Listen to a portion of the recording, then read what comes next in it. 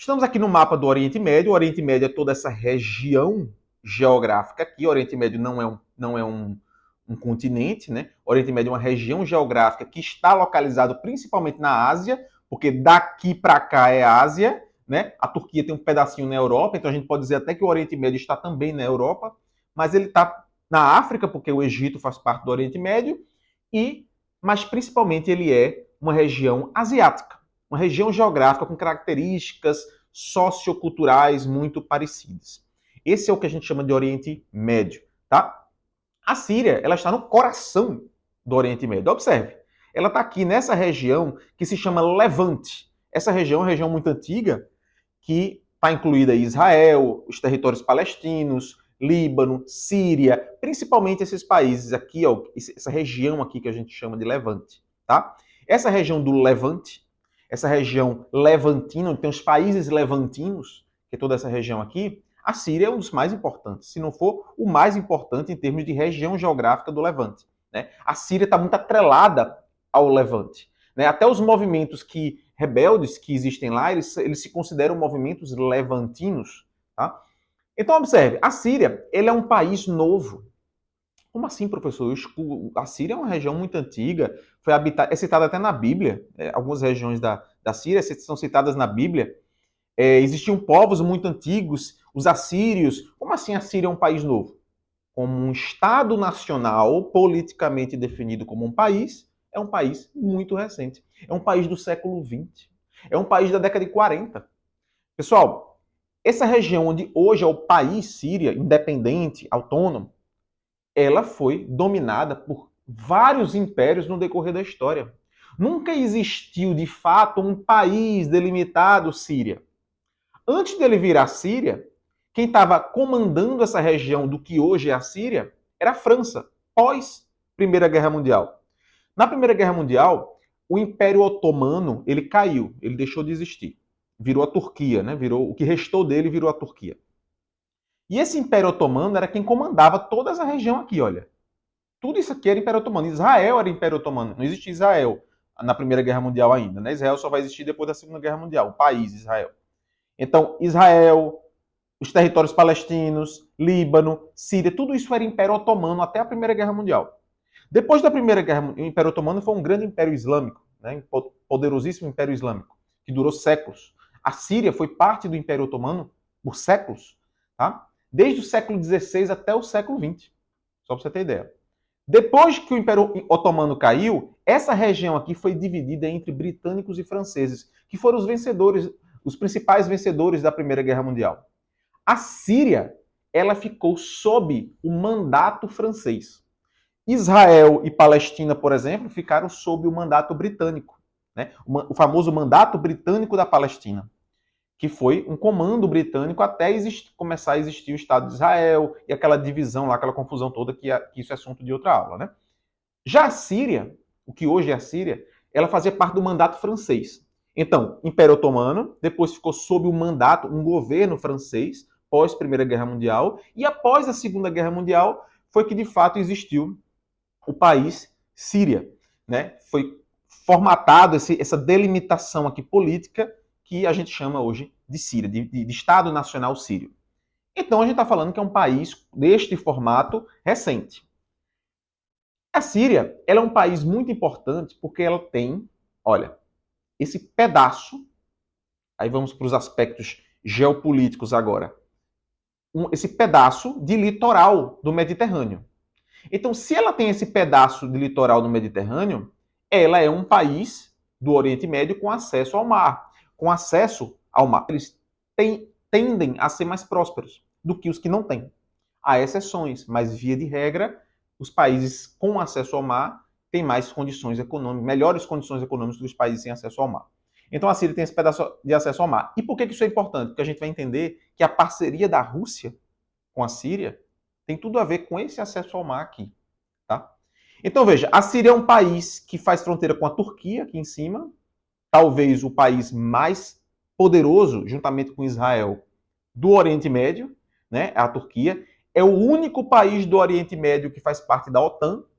Então, a Turquia é um membro mesmo, não é parceiro extraoficial, não, é membro da OTAN, da Organização do Tratado do Atlântico Norte. Então a Turquia é o único país do Oriente Médio que está na OTAN. Professor, Israel não faz parte da OTAN? Não, Israel não faz parte da OTAN. Israel é parceira da OTAN, mas ela não faz parte da OTAN.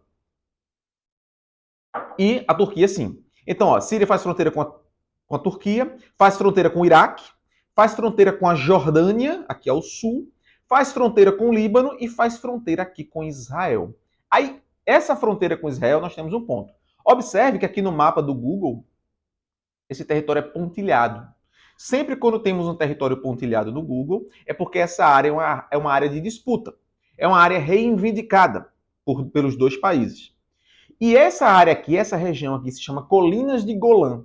Essas Colinas de Golã foi uma área que sempre foi da Síria, mas que na Guerra dos 6 Dias, uma guerra que aconteceu há algumas décadas, Israel pegou essa região da Síria e hoje está sob domínio israelense. Então, apesar de estar sob domínio israelense, é uma área pontilhada, é uma área disputada, é uma área reivindicada pela Síria. Apesar de, desde a Guerra dos 6 Dias, a Síria nunca tenha tido a ousadia de atacar militarmente Israel para tomar de volta as colinas de Golã. Mas o fato de ela não ter atacado Israel para tomar de volta não significa que ela não reivindique. Não significa que ela não entenda como parte do território sírio e não israelense. Entende? Então nós temos muitas nuances, observe, tanto fronteiriças como também políticas. Eu vou mostrar um mapa já já para vocês da demografia da Síria. O mapa étnico-religioso da Síria, para você ver como há uma diversidade absurda dentro da Síria e que isso também é fonte dos conflitos que existem por lá, tá? Então, olha, Síria faz fronteira com todos esses países. Mas por que esse pedaço de mar aqui é importante, professor? A Síria, o regime que acabou de ser derrubado, era um regime de mais de 50 anos no poder. Nós tínhamos o Bashar al-Assad, a gente vai falar dele já já, tanto dele quanto do pai dele, né, que foi o primeiro da família Assad a governar a Síria. Nós tivemos 2 presidentes da família Assad. Juntos, os dois formam mais de 50, pouco mais de 50 anos de regime apenas da família Assad. Tá? Então, o Bashar al-Assad, que foi derrubado agora, ele era um aliadíssimo de Putin. Coincidentemente, ou não, né? Eles entraram na mesma época no poder. Bashar al-Assad, o que foi deposto agora, ele entrou no ano de 2000 como presidente da Síria e se tornou mais um ditador sírio, né? Porque ele está desde 2000 no poder. E Putin também entrou em 2000, né? Todas as suas alterações de poder ali, Putin está ininterruptamente desde o ano 2000 no poder também, alternando apenas entre primeiro-ministro e presidente, primeiro-ministro e presidente, no caso de Putin. E no caso do Bashar al-Assad, sempre como presidente da Síria, desde o ano 2000. O seu pai estava desde 1971 até o ano 2000, que é quando o pai dele morre e ele assume. Bashar al-Assad, só para você ter ideia, Bashar al-Assad, eu vou falar já já dele, ele nem queria ser presidente. Ele é médico, oftalmologista, ele tinha sua vida própria, só que ele foi meio que convocado pelo pai para assumir a presidência e a dinastia Assad continuar. Vou falar disso já já. Então, observe que aqui nós temos 2 instalações militares russas importantíssimas. Primeiro, um porto, uma instalação naval, uma base naval russa, aqui em Tartus, que fica essa região aqui litorânea da Síria. Importantíssimo, porque basicamente é a única base naval, é o único porto russo de água quente. Toda a região russa, todo o litoral russo, pessoal, a Rússia é esse país gigantesco aqui. Todo o litoral russo, olha aqui para cima, para cá, é de águas geladas.